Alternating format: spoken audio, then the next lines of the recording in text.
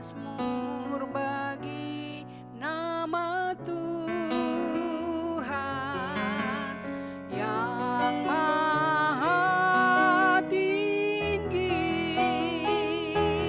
Ya Tuhan, Tuhan kami, betapa mulianya nama-Mu, Tuhan kami, dimuliakan atas seluruh bumi.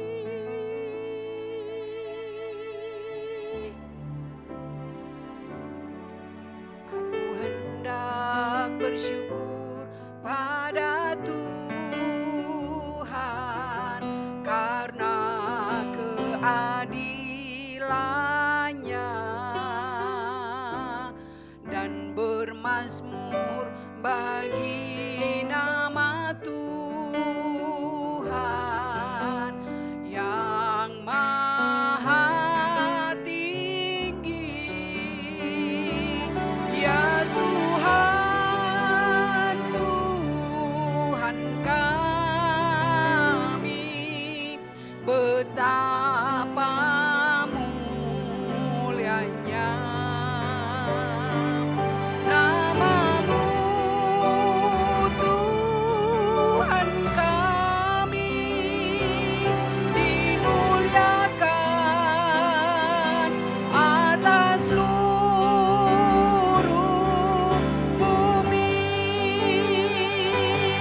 Ya Tuhan, Tuhan kami, betapa mulianya nama-Mu, Tuhan kami, dimuliakan atas seluruh bumi. Ya Tuhan, Tuhan kami, betapa mulianya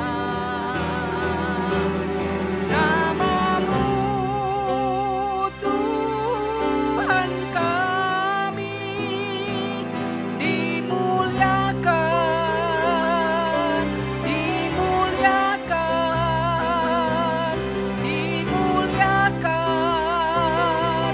atas seluruh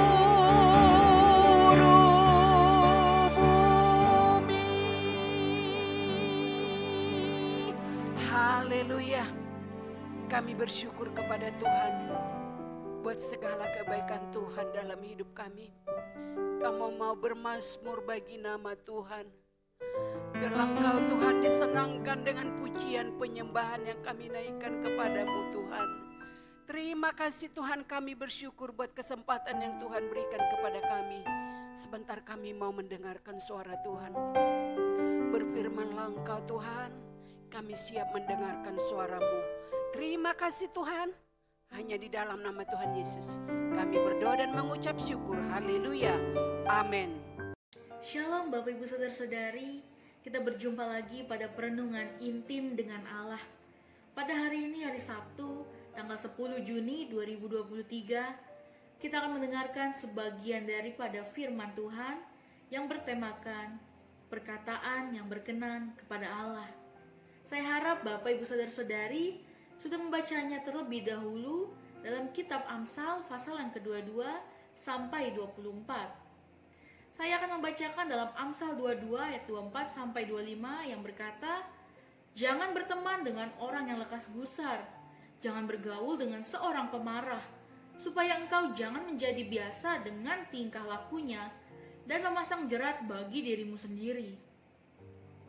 Banyak cara yang bisa kita lakukan untuk menikmati quality time bersama orang-orang terkasih.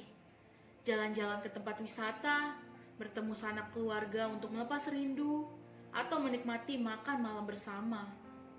Namun apapun dan dimanapun acara quality time itu berlangsung, ada satu aktivitas yang pasti kita lakukan, yaitu berbicara atau ngobrol.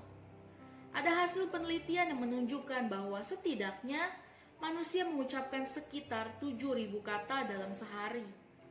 Dengan jumlah kata yang begitu banyak, apakah ada aturan yang jelas untuk kita berkata-kata? Alkitab memberikan penekanan yang jelas pada pentingnya menjaga perkataan yang disebutkan dalam Yakobus 3 ayat 2. Dari apa yang Yakobus tuliskan, kita mendapati fakta bahwa meskipun seseorang sudah berstatus Kristen, itu tidak menjadikan kita otomatis bisa bertutur kata dengan bijak tanpa salah. Kata-kata kita bisa berkuasa memberikan berkat, tapi juga bisa merusak. Dalam Yakobus 3 ayat 9 sampai 10. Dalam Amsal 18 ayat 21 dikatakan, hidup dan mati dikuasai lidah. Siapa suka menggenggamnya akan memakan buahnya. Ayat ini merupakan kebenaran sederhana yang seringkali kita abaikan. Kita menghendaki hidup, tetapi perkataan yang kita ucapkan adalah perkataan yang mati. Berdasarkan ayat tersebut, kita harus memahami bahwa kita dapat mengubah hidup kita, keluarga, pelayanan, usaha, atau pekerjaan dengan cara mengubah perkataan-perkataan kita. Perhatikan Matius 12 ayat 32 sampai 37. Semua perkataan yang keluar dari mulut kita itu mempresentasikan apa yang ada dalam hati kita. Karena yang diucapkan mulut meluap dari hati. Untuk itu, mari kita perhatikan perbendaharaan perkataan yang keluar dari mulut kita. Tidak boleh ada kata yang sia-sia yang kita ucapkan, sebab salah satu hal yang akan dihakimi pada hari penghakiman adalah perkataan kita. Karena menurut ucapan kita bisa dibenarkan atau dihukum. Dalam Roma 10 ayat 8 sampai 10 menegaskan bahwa firman itu dekat kepadamu, yakni di dalam mulutmu dan di dalam hatimu. Jika hati dan mulut kita berada pada kondisi yang selaras atau sesuai dengan firman Tuhan, maka sesuatu yang besar akan terjadi dalam hidup kita. Karena dengan hati orang percaya dan dibenarkan, dan dengan mulut orang mengaku dan diselamatkan. Dalam Kolose 3 ayat 16 mengatakan, hendaklah perkataan Kristus diam dengan segala kekayaannya di antara kamu, sehingga kamu dengan segala hikmat mengajar dan menegur seorang akan yang lain, dan sambil menyanyikan mazmur dan pujian-pujian dan nyanyian rohani, kamu mengucap syukur kepada Allah dengan hatimu. Dalam Efesus 5 ayat 4 juga menjelaskan tentang perkataan yang kotor, yang kosong atau sembrono, tidak pantas diperkatakan, tetapi sebaliknya kita harus mengucapkan syukur. Jadi, kata-kata seperti apa yang seharusnya keluar dari mulut kita? Mari kita lihat dari beberapa ayat firman Tuhan. Yang pertama, kata-kata yang jujur. Dalam Amsal 2 ayat 7 yang berkata, ia menyediakan pertolongan bagi orang yang jujur, menjadi perisai bagi orang yang tidak bercela lakunya. Berkata jujur merupakan salah satu wujud dari penguasaan diri yang kita miliki. Dalam Mazmur 15 ayat 1 sampai 3, Daud menulis bagaimana Allah berkenan bagi orang-orang yang mengatakan kebenaran dan yang tidak menyebarkan fitnah dengan lidahnya. Allah berkenan kepada Ayub yang jujur dan menghukum Akhan yang tidak jujur. Dalam Yosua 7 dituliskan bahwa Akhan adalah seorang Yehuda yang mencuri barang jarahan dan menyembunyikannya dalam kemah. Selain Akhan, Allah juga menghukum Kain, juga Ananias dan Safira yang bersifat tidak jujur. Menjaga kejujuran seperti yang Alkitab tuliskan berarti kita perlu jujur, tak hanya dalam perkataan yang dituangkan dalam bentuk teks. Ketidakjujuran adalah akar dari menyebarkan berita bohong, gosip, dan fitnah. Lalu yang kedua, kata-kata yang membangun. Dalam Efesus 4 ayat 29 berkata, janganlah ada perkataan kotor keluar dari mulutmu, tetapi pakailah perkataan yang baik untuk membangun, di mana perlu, supaya mereka mendengarnya beroleh kasih karunia. Dalam suratnya kepada jemaat di Efesus, Paulus menekankan bagaimana setelah hubungan kita dengan Allah dipulihkan, atau ketika kita hidup sebagai manusia baru, roh dan pikiran kita juga harus diperbaharui sehingga kita boleh dikembalikan dalam kebenaran dan kekudusan yang sejati, yang mengubah cara hidup kita dalam berelasi dengan sesama, termasuk bertutur kata, dalam Efesus 4 ayat 29. Dan yang ketiga, kata-kata yang berkenan bagi Tuhan.